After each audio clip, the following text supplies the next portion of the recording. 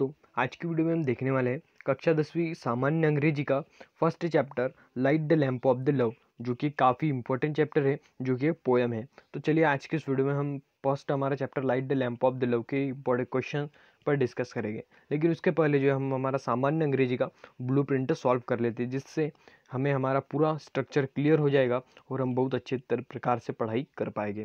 तो सबसे पहले हम ये देखेंगे कि आज जो हम पोएम पढ़ेंगे वो किस प्रकार से इम्पोर्टेंट है और हमारा ब्लूप्रिंट हमें परीक्षा में किस प्रकार से सहायक करता है, किस प्रकार से इस क्वेश्चन पूछे जाते हैं अंग्रेजी में। तो देखिए, सबसे पहला ब्लूप्रिंट है हमारा अंग्रेजी का। तो उस ब्लूप्रिंट में सेक्शन बटे हुए हैं 4, मतलब section A, section B, section C और सेक्शन डी, जिसमें हर एक पन्ने पर अलग अलग सेक्शन में आपको पूछा जाता है। तो देखिए, जो फर्स्ट सेक्शन है आपका, यानी फर्स्ट सेक्शन, तो फर्स्ट सेक्शन जो है आपका 15 अंकों पर आधारित होता है।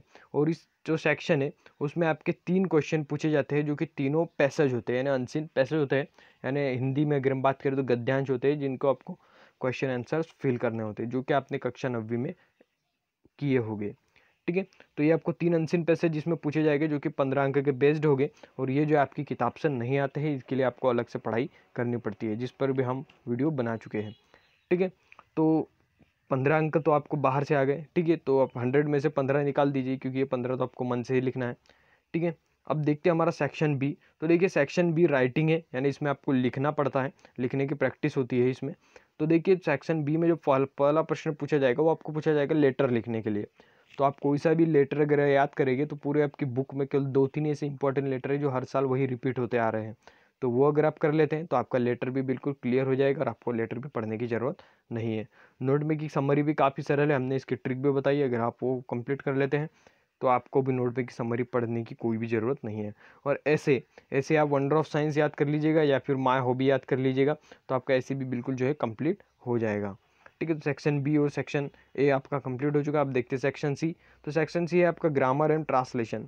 तो देखिए, ग्रामर में सबसे पहला जो आपका जो क्वेश्चन पूछा जाता है, क्वेश्चन 7, वो पूछा जाता है ऑब्जेक्टिव, जिसमें आपको 10 ऑब्जेक्टिव होते हैं। अगर आप 10 में से तुक्का भी मार देते तो आपके 6-7 जो है सही निकल जाते हैं, जिससे जो है यहाँ पर भी आपका फिक्स हो जाता है। ठीक है, अब देखते हैं हमारा अगला डूज डायरेक्टर, जो कि आपका 8वां प्रश्न है, जिसमें आपको कहा जाता है कि भाई सेंटेंस दे दिया जाएगा और उसमें कहा जाएगा कि भाई इसको ऐसे करो, इसको तोड़ो, इसको सही करो, सेंटेंस को, इसमें ग्रामर मिस्टेक रहेगी तो उसको सही करना पड़ता है। तो वो भी आपका 5 अंक का पूछा जाता है। और आपका हिंदी टू इंग्लिश ट्रांसलेशन भी 5 अंक का पूछा जाता है।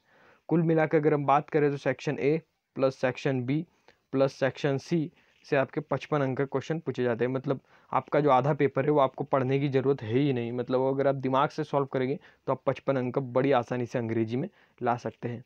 ठीक है, अब बाकी के बचे 45 अंक, तो उसमें आपको थोड़ी सी मेहनत करने की ज़रूरत है। अगर आप 45 अंक की मेहनत कर लेते हैं तो मैं आपको पूरी गारंटी दे सकता हूँ कि आप 90+ अंग्रेजी में बड़ी आसानी से ले सकते हैं। अब दोस्तों, सबसे इम्पोर्टेंट है हमारा सेक्शन डी, जो कि काफ़ी इंपॉर्टेंट है। अब देखिए, सेक्शन डी को आप समझिए। तो सेक्शन डी के जो सबसे लास्ट जो क्वेश्चन रहेंगे, देखिए मैं आपको दिखाता हूँ। सबसे लास्ट के जो क्वेश्चन रहेंगे वो आपकी बुक में से नहीं पूछे जाएंगे, वो वर्क बुक में से के पूछे जाएंगे। ठीक है, ये जो नीचे के जो क्वेश्चन है ये आपकी वर्क बुक में से पूछे जाते हैं। तो ये जो है आपको आपकी बुक में से पढ़ने की ज़रूरत नहीं है। अब इसके भी अंक, अगर हम अंक निकाल दें तो बीच का जो बचता है हमारा पोएम सेक्शन।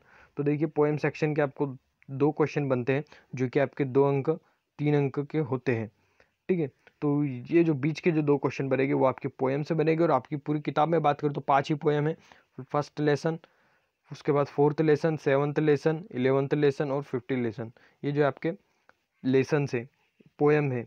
तो ये जो आपकी पोएम है, 5 ही पोएम है। अगर आप वो 5 पढ़ लेते तो ये भी आपका क्लियर हो जाएगा। उसके बाद जो बचे हुए चैप्टर है उनके लिए यहाँ पर 2 क्वेश्चन दिए गए, जो कि 6 अंक के आधारित है, जिस पर अगर आप ध्यान न भी दें तो अभी आपका आराम से आप अंग्रेजी में अच्छे अंक ला सकते हैं। ठीक है, और उसमें भी आपका एक पोएम से एक पैसेज पूछा जाएगा, जिसमें आपका बहुत क्लियर हो जाएगा।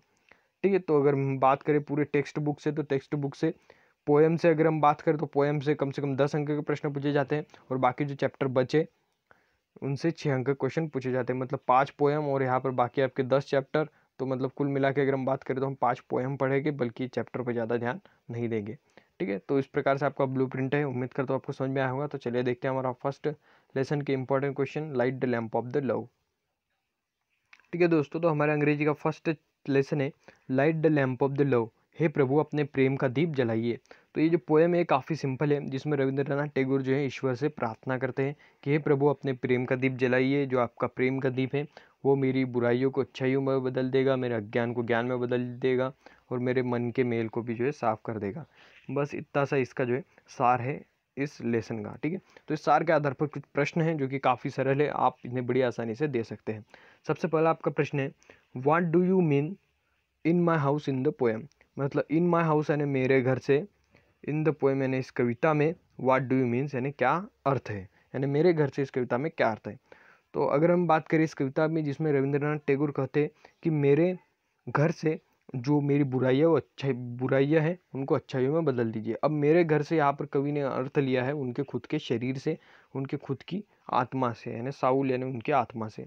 तो अगर हम इसका उत्तर लिखना चाहें तो हम लिखेंगे कि in my house in the poem the poet means in own body soul and heart, यानी उनके हृदय से। तो देखिए इसका आंसर, देखिए इसका आंसर है in my house in the poem means own body यानी खुद की शरीर, साउल यानी आत्मा और हार्ट यानी उनके हृदय से है, ठीक है। तो अगर आप लिख देते हैं ऐसा भी कि the poet means own body, ठीक है, ओवन बॉडी भी कर देते हैं, बॉडी यानी। अगला है आपका कि what does the darkness stand for in the poem.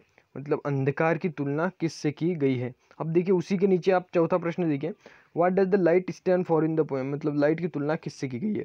तो ये जो क्वेश्चन है एक दूसरे से जुड़े हुए हैं, आपको कंफ्यूज करने के लिए हमेशा दोनों पूछे जाते हैं एग्जाम में कि बताइए डार्कनेस की तुलना किससे की गई है और बताइए लाइट की तुलना किससे की गई है।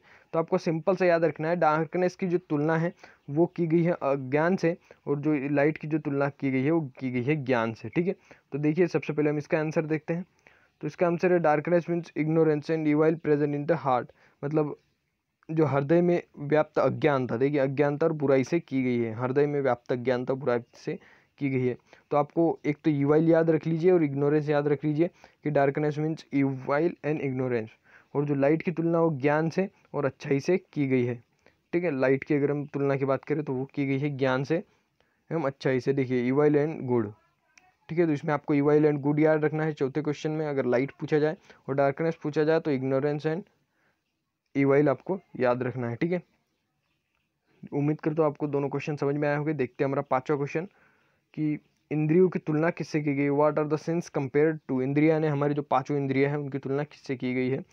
तो जो हमारी इंद्रियों की तुलना की गई है वो की गई है दिए से यानी लैम्प से।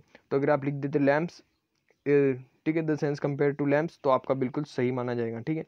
काफ़ी सरल सरल प्रश्न है। अगला देखिए आप, अगला है आपका कवि ईश्वर से दीप जलवाना क्यों चाहता है, ठीक है। तो कवि ईश्वर से दीप जलवाना क्यों चाहता है, पूरी कविता का सार है ये। अगर आप ऊपर का कोई भी एक दो क्वेश्चन उठाकर अगर इसमें लिख देते इस आंसर में, छठवें के आंसर में, तो आपका बिल्कुल सही माना जाएगा, ठीक है। तो ये काफ़ी बड़ा है, तो मैं आपको इसका ट्रिक बताऊँ तो आप कोई भी ऊपर के जो क्वेश्चन हमने पढ़े उनमें से दो तीन अगर आप इसमें लिख देंगे मिलाकर, तो आपका जो है बिल्कुल सही माना जाएगा, ठीक है। तो कवि दीप जलवाना क्यों चाहता है, ताकि जो ईश्वर का दीप है वो ट्रांसफॉर्म कर सके उसकी बुराइयों को यानी इवाइल को गुड में और इग्नोरेंस को नॉलेज में, यानी अज्ञान को ज्ञान में और बुराई को अच्छाई में बदल सके, इसलिए जो है कवि दीप जलवाना चाहता है। अगला आपका हमें प्रार्थना क्यों करनी चाहिए, ठीक है। हमें ईश्वर से प्रार्थना क्यों करनी चाहिए, काफ़ी इंपॉर्टेंट क्वेश्चन है, पूछा तो नहीं गया है लेकिन पूछे जाने की इसकी संभावना रहती है कि हमें ईश्वर से प्रार्थना करनी चाहिए क्योंकि ईश्वर का जो दीप है वो हमारे हृदय से अवेक यानी इग्नोरेंस यानी बुराइयों को अच्छाइयों में बदल देगा और जो हमारा अज्ञान को ज्ञान में बदल देगा। बस इतना सा सार है। मैं कहूँ तो आपको छठवां और सातवां क्वेश्चन ही एक जैसे, अगर आप इसमें बुक का कोई सा भी क्वेश्चन लिख देते तो आपका बिल्कुल सही माना जाएगा, ठीक है। अगला आपका कि what does the speaker want to lord at first. वक्ता सर्वप्रथम क्या करवाना चाहता है ईश्वर से। सर्वप्रथम क्या करवाना चाहता है, वो जो दीप है वो अपने हृदय में जलवाना चाहता है, ठीक है। हार्ट एंड साउल और लैम्प ऑफ हिज लव, यानी वो जो दीप है वो अपने हृदय अपनी बॉडी में जलवाना चाहता है, ठीक है। तो ये चैप्टर हमारा यहीं पर कंप्लीट होता है। तो चलिए मिलते हैं नेक्स्ट वीडियो में जिसमें हम इसके चैप्टर 2 की बात करेंगे, द पावर ऑफ डिटर्मिनेशन, ठीक है। तो मिलते हैं नेक्स्ट वीडियो में।